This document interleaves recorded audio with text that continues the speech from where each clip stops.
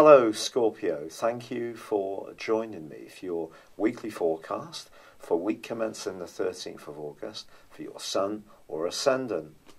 Now last week saw that awesome partial solar eclipse in the most prominent part of your horoscope, the solar midheaven. But that did link into your modern ruler of Pluto, which is in the part of your situation to do with how you think and your values and communication on an everyday basis. Although there can be opportunities to make progress around goals and ambitions over the next month or even beyond then, it is going to be important to knit into this and understanding that the way you think about things and the way people in positions of authority or in more orthodox ways of looking at life think about things may not always mesh together. In fact, there could be quite an intense conversation at the start of this week, and it may be around your work or with someone who plays the role of authority in your life, or it could be someone much younger than you. Now, of course, Mercury continues to track backwards in the sign of Leo, where the partial solar eclipse occurred. So this naturally can create some cross wires. But remember, Mercury can also create community opportunities when it's in retrograde, in my humble opinion, and could see you rethinking something that may have been discounted in the past, or lines of communication can open up with someone that you used to have some kind of relationship with. So don't see it in an entirely negative way. And of course, your modern ruler Pluto is forging that link with the partial solar eclipse and the Sun on Monday and Tuesday. But your traditional ruler of Mars inverts back into the sign of Capricorn on Monday, where it's going to be through to the 11th of September, so about a month. Now this is going to add a lot of passion and vibrancy and veracity to your communications during that period of time. But it can also make you more outspoken, and it does continue its right angle between itself, Mars, and also Uranus, which has been prevalent in the heavens since the second week of May. Now, of course, Uranus is in your sector of relationships, and although Mars does invert back into Capricorn, it does continue its right angle on a disassociate basis with Uranus, and I feel that there could be a slight change of emphasis. Perhaps you're going to be a bit less defensive around a relationship issue, but you may find your voice and articulate it in a very authoritative way. Certainly by the end of this week, when Mercury goes into forwards motion, it's going to be even easier for you to do this. Ironically, Uranus does continue that fine link with Saturn, which suggests where you've got constructive discussions that are perhaps progressive and imaginative and innovative, where you're meeting people who inspire you. And remember, Uranus is exalted in your sign, so you get its new and fresh energy better than some may imagine for a fixed sign like yours. Then there is still the opportunity to connect with people who do bring a lot of goodness and vitality to your situation.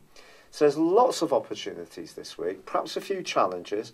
There could be some passions run into the fore and into the open as well. But by the end of this week, I do feel that the pressure that's been quite strong of late can start to ease away. It's been a real pleasure being with you. Thank you for joining me. I'd love it if you would like or comment, or if you've yet to do so, subscribe to this channel. Thank you. Hello Scorpio, thank you for joining me for your monthly forecast for August for the Sun or the Ascendant. Now there's going to be a lot of discussion by YouTube astrologers about the amount of retrogrades that are going on this month. The North Node in Leo goes through 3 of them, but it goes through retrogrades each month anyway. Mercury, of course, is tracking backwards in a potentially tricky part of your scope for career and your worldly involvements through to the 17th. But it's your modern ruler Mars, of course, your most thrust-in energy, that is tracking backwards and in fact inverts into the sign of Capricorn on the 13th and will not come out of retrograde until the 27th. But that is forging a fairly combustible right angle to Uranus, it's true, which is in your sector of relationships. But with Neptune and Pluto also tracking backwards, joined by Uranus on the 7th, I want to explain that each year the three higher octave planets of Uranus, Neptune and Pluto track backwards for 5.5 months each year. Now, Pluto tracking backwards might, on the face of it, seem to be more difficult because it's your modern ruler, and it's true that some of your thinking may continue to go through a period of change, especially as far as your values are concerned. But you know, in the part of your thinking, you also have Saturn, the planet of structure, and that's actually forging a brilliant angle to Uranus all through this month. So just because planets are tracking backwards doesn't necessarily mean that the whole world is going to grind to a halt. The particular angle between Uranus and Saturn sees you being able to change your thinking, but at the same time, especially about how you interact with people, but in a way which is very solid and progressive and stable. So that's really good. Also Jupiter, the planet of growth, optimism, learning, travel, and traditionally in astrology of luck, is in your sign, forging a glorious angle to Neptune all through the month. If there was ever a platform for you to express your individuality and flair, this combination is certainly it. You can really bring inspiration to situations. But the Sun, it's true to say, along with the North Node and Mercury, are in the most visible part of your situation. So the month begins with you thinking very much, I feel, about your role in life, your personal identity, in terms of how you believe other people perceive you, the type of work you might do, the type of organisations you may be involved with in your local community, particularly if there's any kind of voluntary aspect to them, or where you have big responsibilities, your goals and ambitions. And Mercury tracking backwards in this area, for sure, could throw up some challenges. We all know that when Mercury does go into retrograde, the potential for cancelled interviews and presentations, appointments, tech to go wrong, transportation issues, all these things are entirely possible. Now, I'm actually recording this on the 26th of July, and because I haven't been so well, and so this is the first day of Mercury's retrograde, and two things have already come up for me today, which are definitely very Mercury retrograde. But what we have to think about is the things that we can influence ourselves. So if you micromanage the things you can influence and create plan Bs on any big strands that you're trying to achieve around big ambitions, then this will help you to deal with the inevitable glitches and mix-ups and delays that might happen. Now that can create frustration, it's true, but if you do find yourself rethinking something, especially around a goal or ambition, it's probably going to be by the 2nd of September when it finally unravels for you. But you're given an enormous bolt of wonderful energy, Scorpio, on the 11th in the guise of a partial solar eclipse in Leo. This is going to give you big support over the next 6 months. And just because it's a partial solar eclipse is no less going to support you. See this as an opportunity to think big, to be self-confident, to raise your profile, and to reach out to the people that matter. I just feel that almost immediately you're not necessarily going to see instant results, perhaps because of Mercury, but I think it's much more to do with the politics of Mars's clash with Uranus. Because although you have this big projection in the very top part of your horoscope known as the solar midheaven, at the bottom end of your scope, your IC, you have Mars active. So this is about how you feel, how you react to situations at a more emotional level. And if there is a relationship which is pinning you in, stopping you feel that you can be a free spirit, I do feel it could press your buttons this month, to be perfectly frank. And you may even want to liberate yourself from it completely, especially if the pressure's been building up since the middle of May, which, in fact, it could have even been from the first week of May, or the second week of May, I beg your pardon, when Mars and Uranus started to really aggravate each other. Of course, since then, on the 16th of May, they both moved into, respectively, Taurus, your opposite sign, which is very much about relating, and also Aquarius, home, family, and your more emotional responses. Now, ironically, on the 7th of this month, there's two big changes. Venus, the planet of love, moves from a very bubbly and glorious part of your horoscope, very friendly one, into a much more reflective location as it moves into the sign of Libra.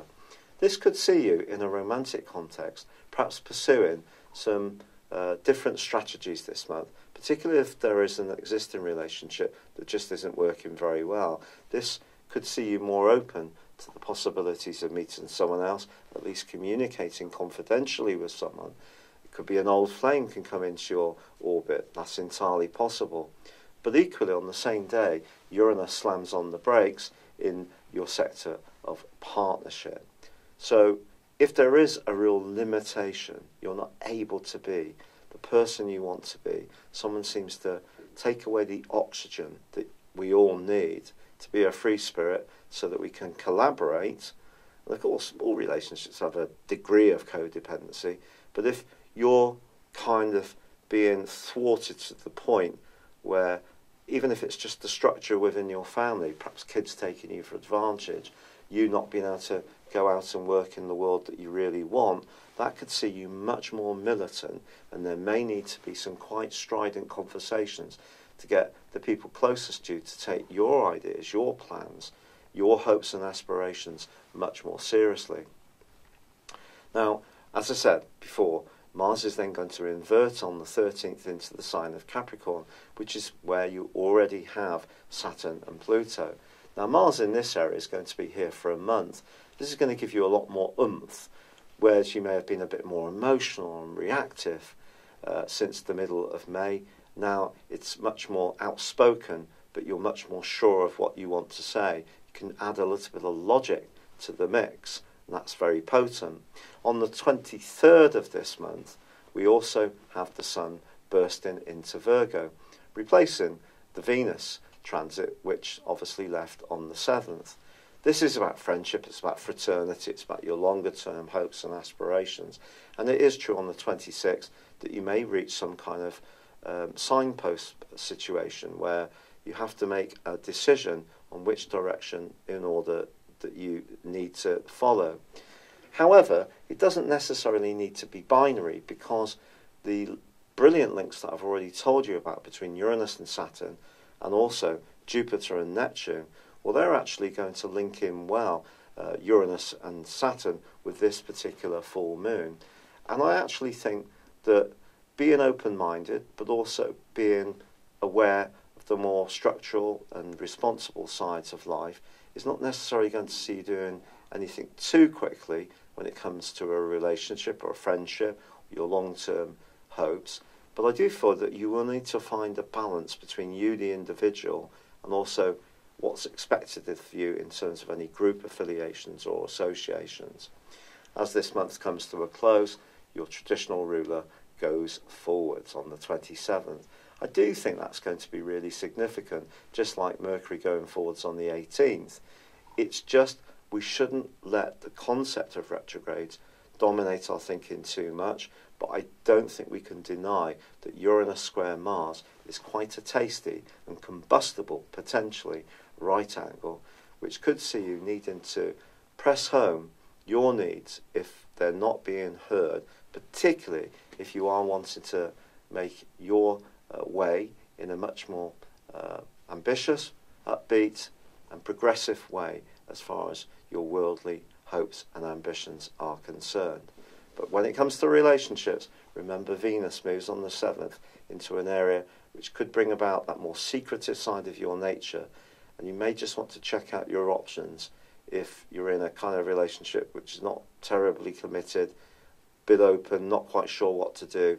You may want to keep your options open, reach out to one or two people, not necessarily in a dashing way, and just see what happens. Or if you're completely footloose and fancy free, there could be that thought of someone from your past, or an attraction towards someone who is nurturing, psychologically and emotionally aware, able to understand where you're coming from very quickly, that will be very attractive to you. It's been a real pleasure being with you, Scorpio. I'm very sorry this video is coming to you so late. I really haven't been very well. I was diagnosed with rheumatoid arthritis, and the medication for this and all the natural stuff I'm taking is yet really to start working. So today in particular has been particularly painful, but I'm battling away, and I hope to get September's forecast to you out much earlier next time. But I'd love it if you would like, comment, or subscribe to my channel if you've yet to do so. But for now, good luck and goodbye. Hello, thank you so much for watching my video. I'd love you to join me at my Horoscope Ace app. You can find this at www.horoscope-ace.com. You can use it through Android, iOS, Apple, or Facebook. Check out your ascendant or your moon sign, or download your free birth chart. There's all your favourite videos, plus there are daily, weekly, monthly and yearly horoscopes for general, love, Chinese and Indian astrology. If your passion is tarot, there's my brilliant 3-card money or love tarot readings too. And it's all there at www.horoscope-ace.com. Thank you.